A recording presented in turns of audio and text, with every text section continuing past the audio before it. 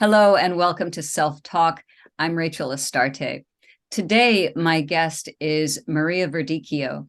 She is an end-of-life designer and nature and forest therapy guide, providing heart-centered and pragmatic advanced care planning, end-of-life education, and life transition ceremonies. Welcome, Maria. Thanks, Rachel.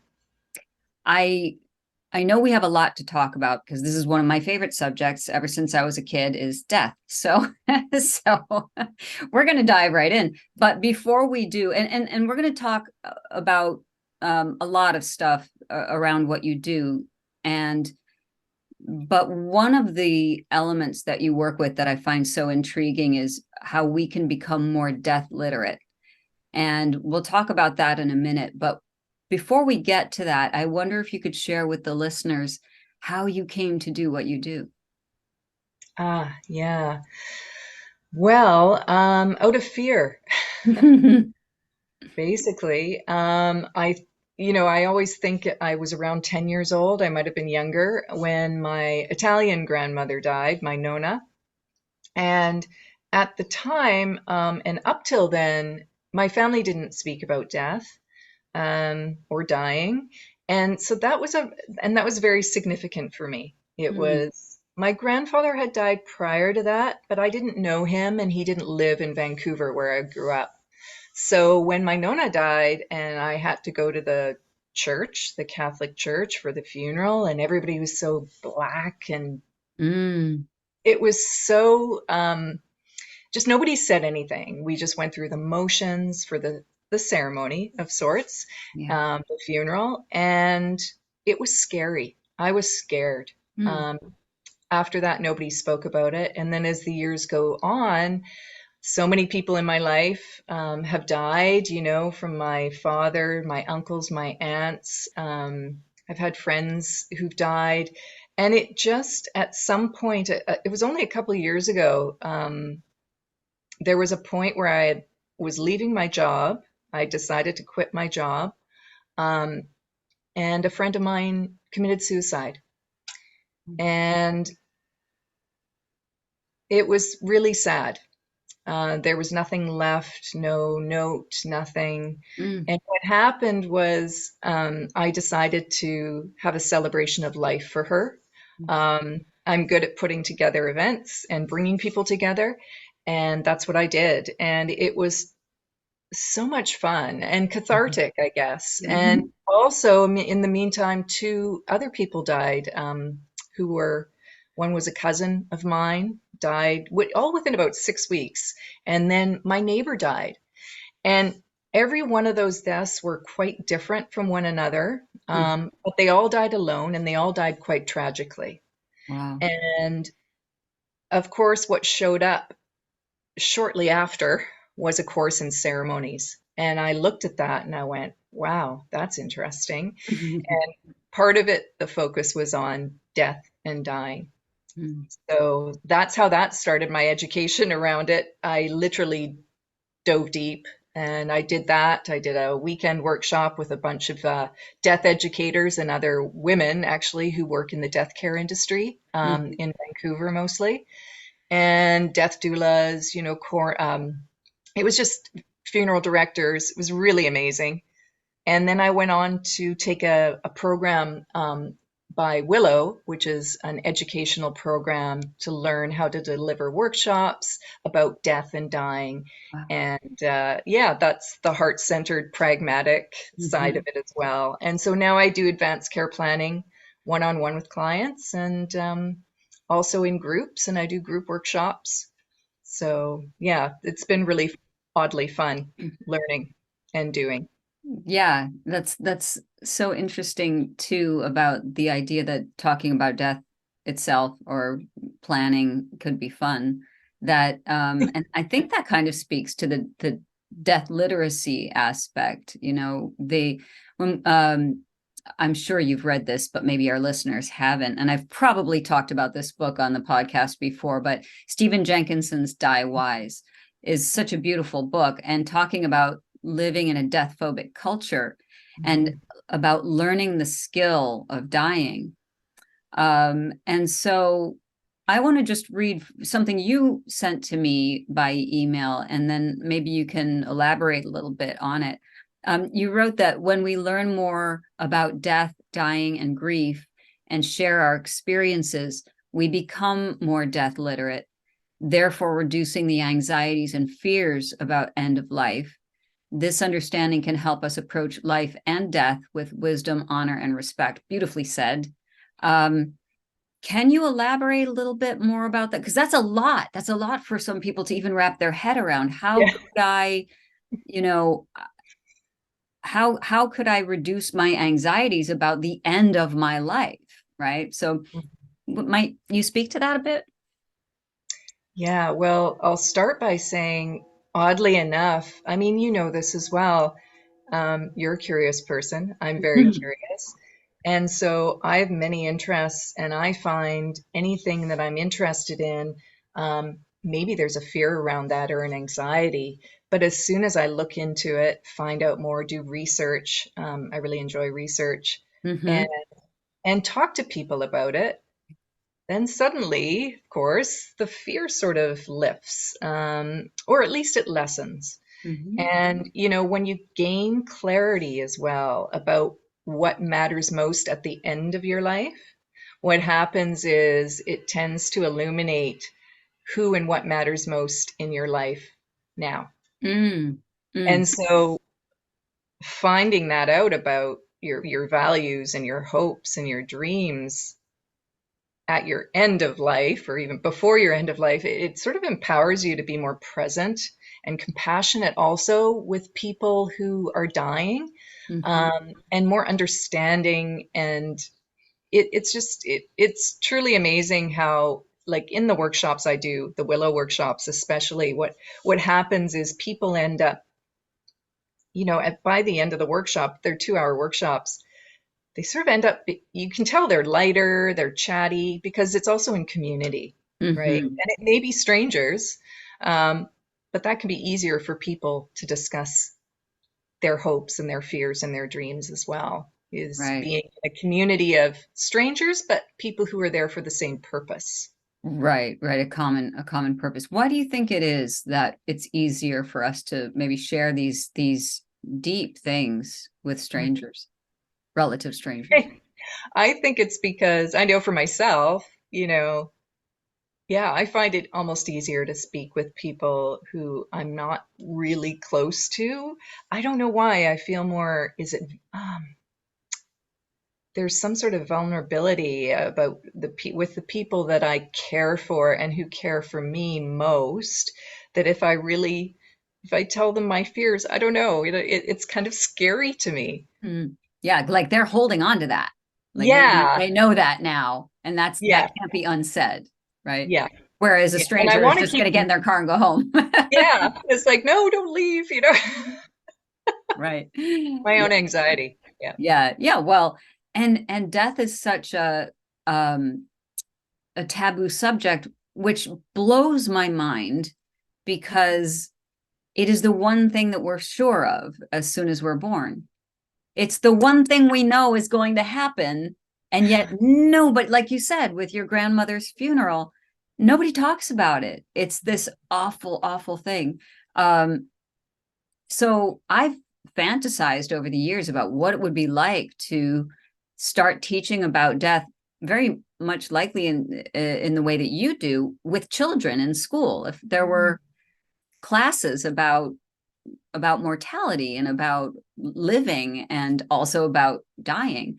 Um, but so let's get back to this paragraph that I just read. What does it mean to be death literate? Ah, so that's the education part of what I do. Um, so it's when you learn about more about death and the reality of dying, and it can be the practical side of things. Most of us um, have probably not spent time with a person who's actively dying, Mhm. and even not seen a person after death. You Mhm. know, um, some of us do when we see open caskets at funerals, if Yeah. we do, um, but a lot of people don't. Hmm. And a lot of people also don't get to be at home, say, with their person who's died. And these things are really important.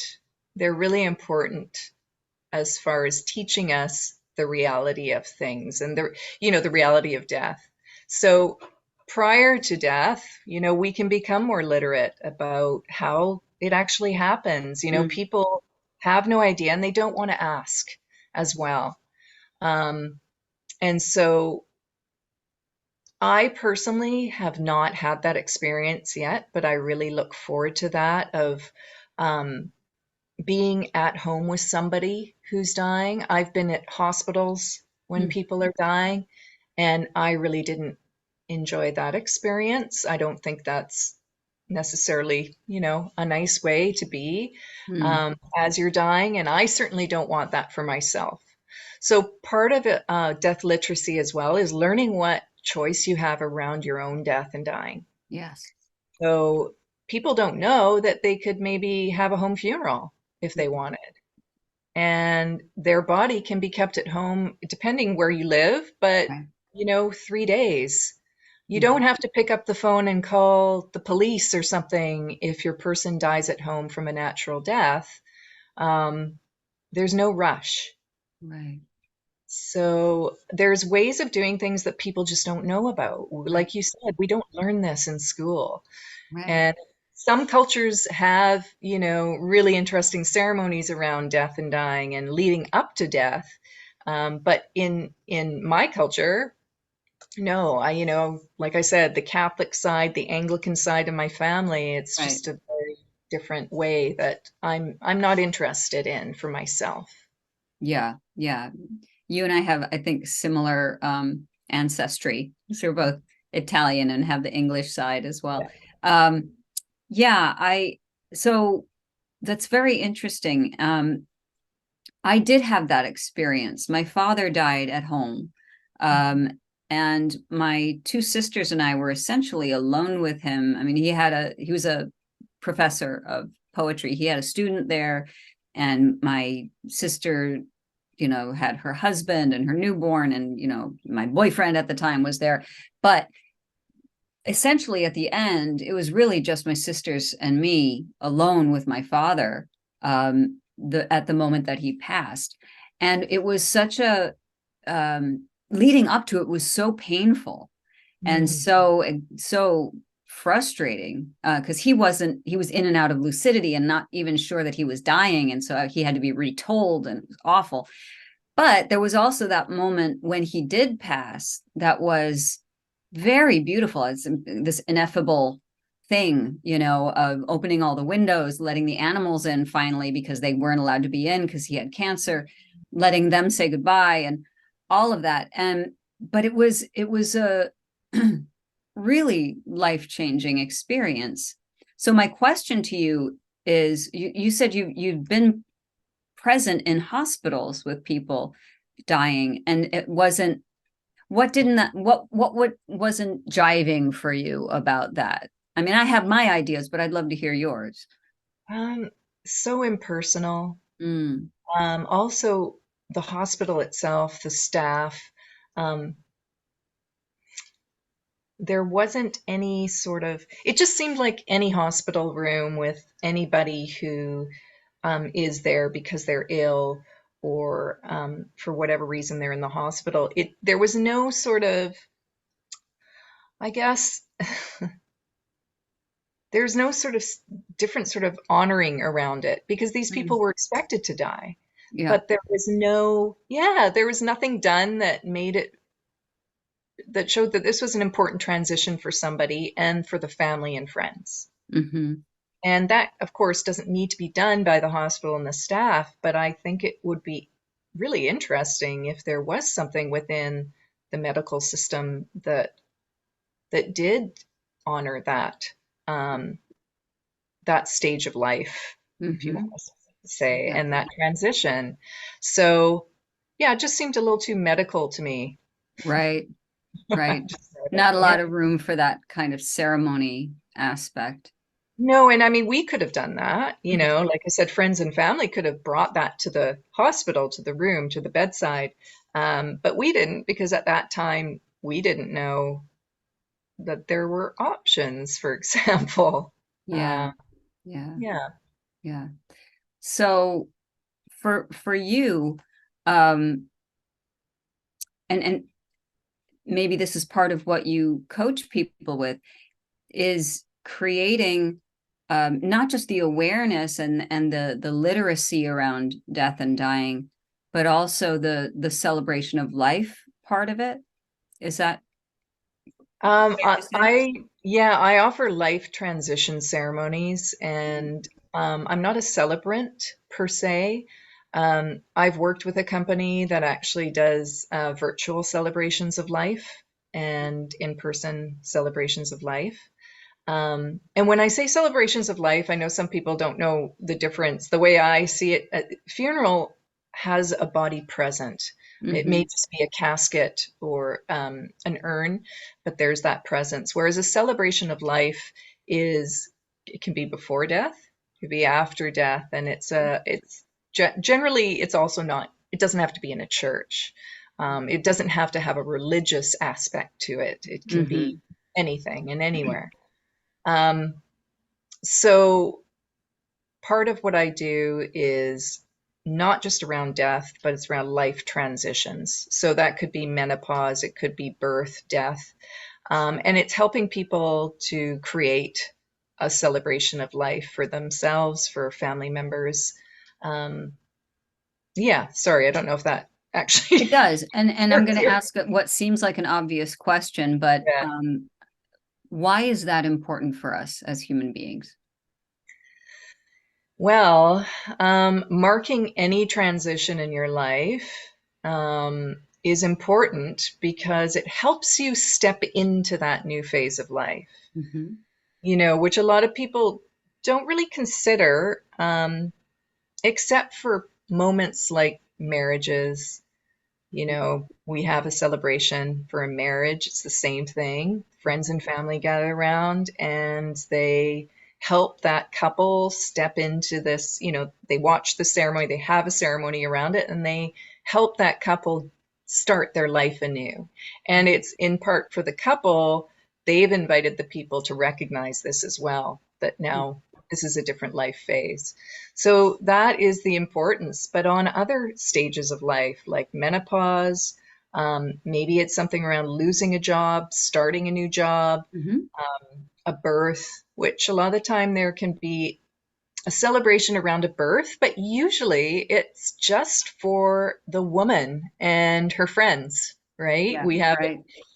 um, but there's that. We celebrate birthdays. Some people don't, but that's Right. another important moment to mark is to honor yourself and the people in your life who have helped you get to another year of life. Mm-hmm. Um, so it's the same with a celebration of life.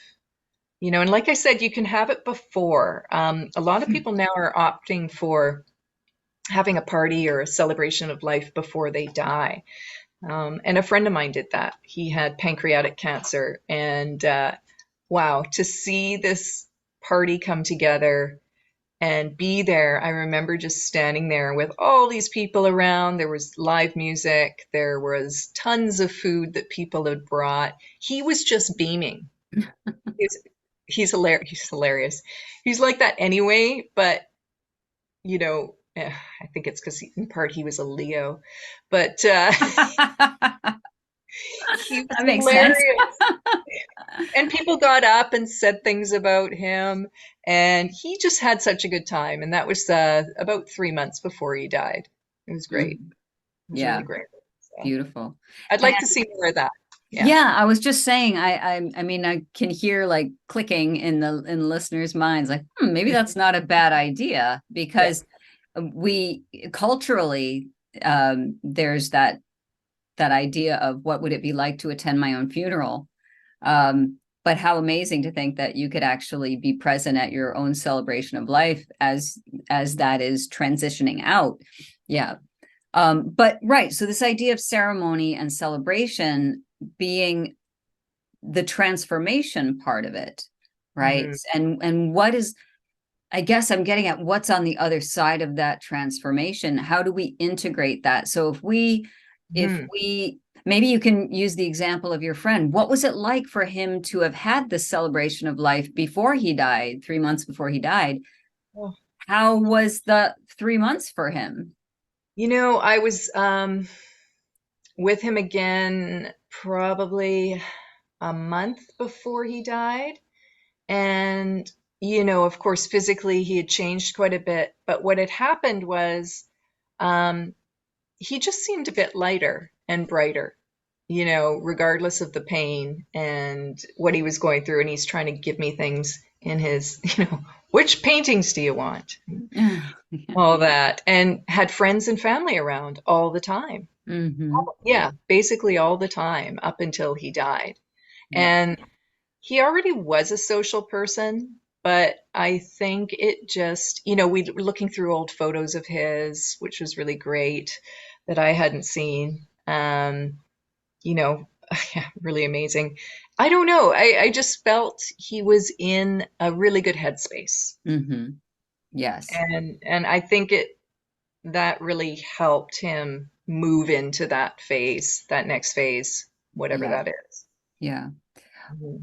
That's, it sounds beautiful. And I think maybe it speaks a bit to um moving past some of this death phobia that we have in our culture, that it's something to not speak about or something to avoid, or, but rather to say, this is what's happening.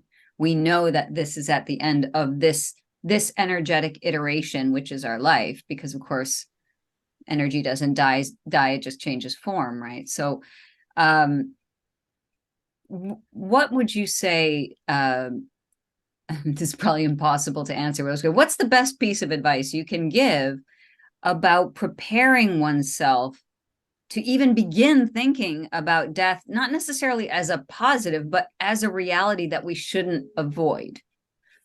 How can we think differently about it? Well, get curious. It's the education side of it. Whether it's going to YouTube and looking up videos on death and dying, and there's some really, it depends on your sense of humor.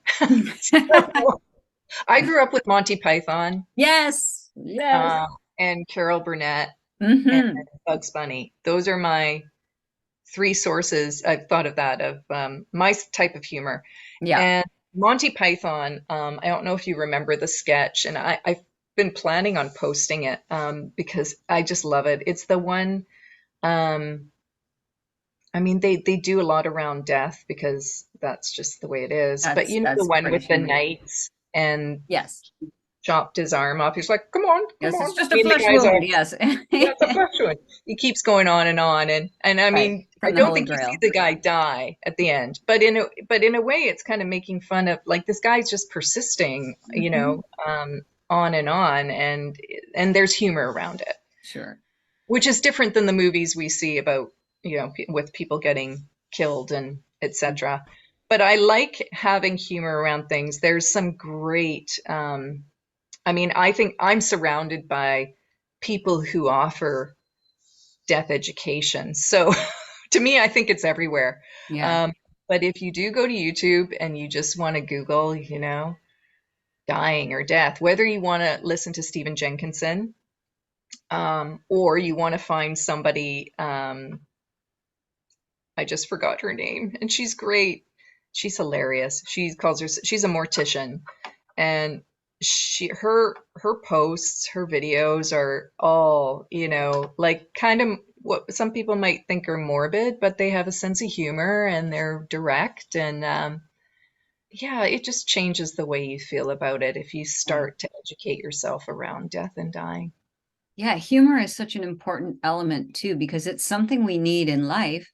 I Hmm. mean, there's a reason why one of the nine muses was Talia, the muse of comedy, and and that's part of, it's holy. Comedy is holy. So when we think about applying that to death, that might be a really nice transition into, you know, being able to look at death in a different way, because what we're really talking about is the death of this iteration.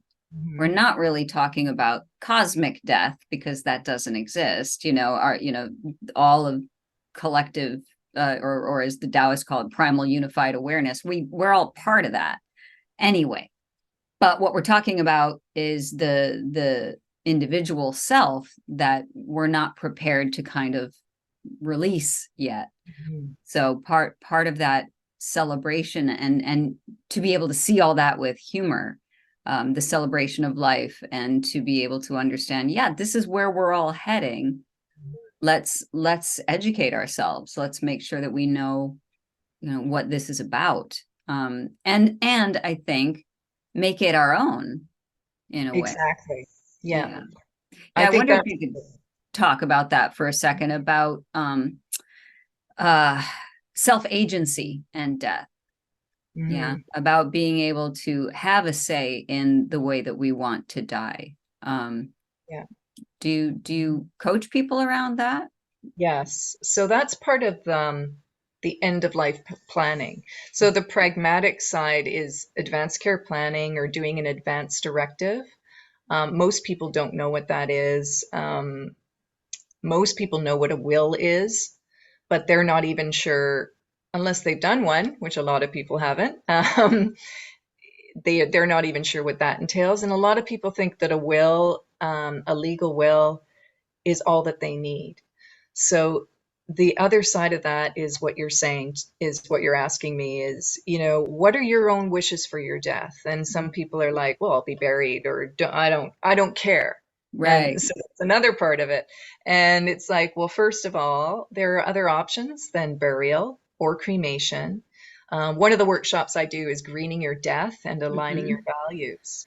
So, most people don't know, but now there's composting. So Yes. your body can be composted, and amazing. There's also alkaline hydrolysis, What's that? um, which is a much more gentler way on the environment. In fact, it's completely gentle as opposed to cremation. But what it does is it's the same thing as cremation, but there's no fire. It's water cremation. And what Oh. happens is your body, what's left are your bones, and then the bones are cremulated, which is actually what cremation is. Your bones are cremated, but they're ground up into a powder. It's not ashes. Mm-hmm. And then that can be given to the family to have some remains, also like in a fire cremation Mm-hmm. ceremony. Or to have Oh, for burial. yeah, Yeah. yeah. Or release, Mm-hmm. or to keep, or to make into something, which is possible. Sure. Um, so those are just a couple of options. Also, green burial is becoming incredibly popular. I'm I There's a cemetery near me. It's a massive cemetery, and I was talking to her the other day, the manager, and she's like, "Yeah, we need to keep making space for more green burials because it's just become such a huge thing. A lot more Mm-hmm. people want it." And a green burial means that you're actually placed maybe just in a shroud. Your body is not embalmed, and some people don't know that you don't need to embalm a body. There's Mm-hmm. Yeah, you don't need to embalm a body. It depends if it needs to be viewed for the family and friends, but you don't necessarily need to do that or hold on. It was actually President Lincoln's, um, he was the first famous body to be embalmed. And the Oh. reason was his body went around the United States to be viewed. Mm-hmm. But anyway, it's to preserve a body, and we don't need to preserve bodies when we're putting them in the ground. Right. Um, so with a green burial, you might be in a shroud or a willow basket, and you would be buried. I think it's around 3 foot burial instead of 6 feet under. Mm-hmm. And part of that, the reason for that is that allows for the body to decompose quicker than if it was 6 feet down, Mm-hmm. where it's Mm-hmm. cooler and there's not as many microbes. Right. So that's another way. Yeah, so people when they find that out, they kind of go, "Oh," and people don't know that they don't need to be their body doesn't need to be embalmed. People don't know they can have a body at home and have a home funeral. People Mm-hmm. don't know that there are death doulas out there that help people with death, Right, right. and can vigil or just help people ahead of time. Yeah, that you So, don't have to go through it alone, which yeah, is also part of Western culture, is that everything stays insulated instead of relying on the community. yeah. And there are people who are trained to assist in this area. Yeah. Hmm. A question that comes up, and I love the idea of green burials. There's actually a place in the town where I live, and I was so happy to see that they were there, the little shop front for just what you're talking about, willow baskets and green burials. One of the questions that I have heard, and I thought, and maybe some of the listeners have this question too, if, for example, you die from a disease, Mm. is it bad to put that in the earth at some point? Is that toxifying in some way? You know, That's interesting. I haven't actually been asked that question directly, but it's also never come up in all of the and with all the people I've spoken to.